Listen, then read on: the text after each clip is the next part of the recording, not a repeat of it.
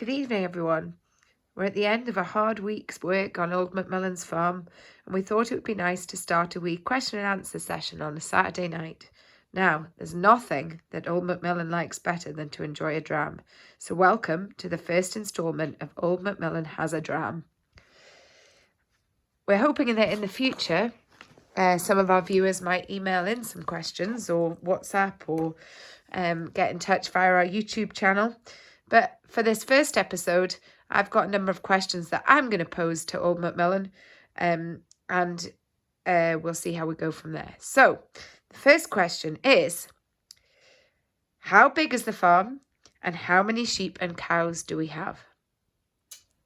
Well, thanks for that question. Welcome, folks, to Old McMillan Has a Dram.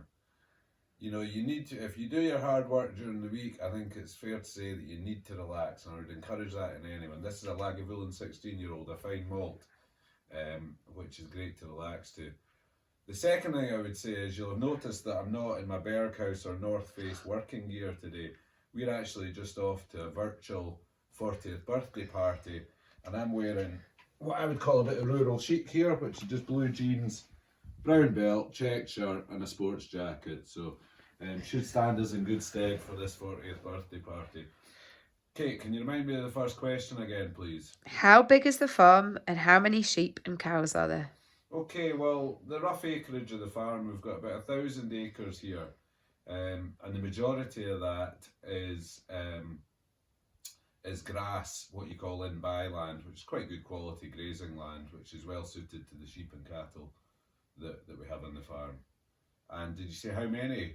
Yeah. So at any one point in time, I think at the last count that we had, we've got 157 cattle, which is made up of cows, bulls, and calves, and we would probably have about 800 sheep, including ewes and what are called hogs, which are 1-year-old sheep, and that doesn't include the lambs, which are about to be born. So clearly, when the lambs are born, you would probably over double those figures at any given point in time. Good. Okay, moving on to number 2. Do you have a favourite animal on the farm at all? My favourite animal is the bull, and I'll explain why.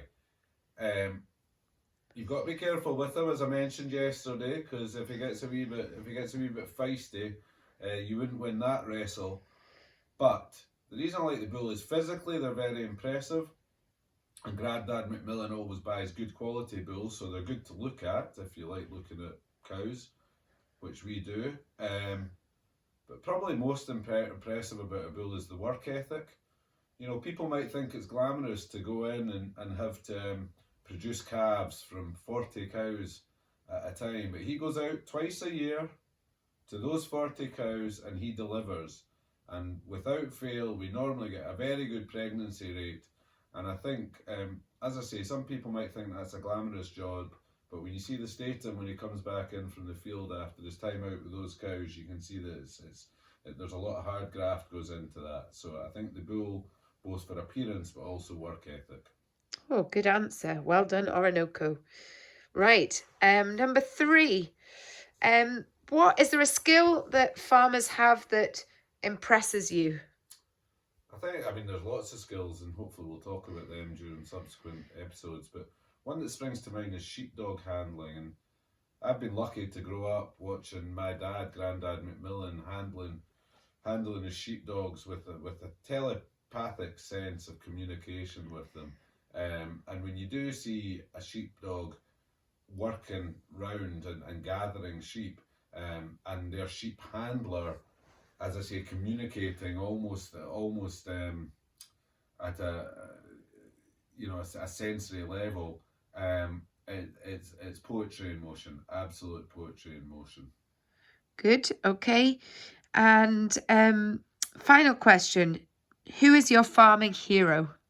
I'm sorry, on the sheepdog handling, I once watched an episode of One Man and His Dog, and it was brilliant because not only did Scotland win, but the Welsh got disqualified because the sheep jumped over a fence because the dog was too aggressive. So Scotland won and Wales got 0 for that, disqualified because a sheep jumped out the field. Not a good look in the sheepdog handling world. Sorry, what was that Final question, who's your farming hero? Well, this is an easy one. I mean, obviously, Grandad McMillan does most of the work around here, and he's taken a lot of plaudits for that over the years, but behind him is the most remarkable lady that I've ever met. Of course, Kate, you're also included in that sort of remarkable lady side of things, but it would be my mum. She is my farming hero. And the reason my mum's my farming hero is because A, she brought up 3 children whilst holding down a full-time job as a hugely respected maths teacher at Peebles High School. But alongside that, she also was the most wonderful farmer's wife, producing great food for her husband, who was out grafting in the fields all these days, and also being a renowned baker of quite some talent, who indeed even got a shortbread recipe put to print. And I think lastly, you know, these farmers, they can be quite a rowdy mob when they get too much of the dram in them. And my mum always made her house open to some of these wild farmers coming in for late night parties after the lambing was done, and would smile and politely get on with her business, while sometimes having a wee glass of wine and joining in the party herself. So definitely I would say my mum is my farming hero. Good. Right. Well, that concludes our session for this evening.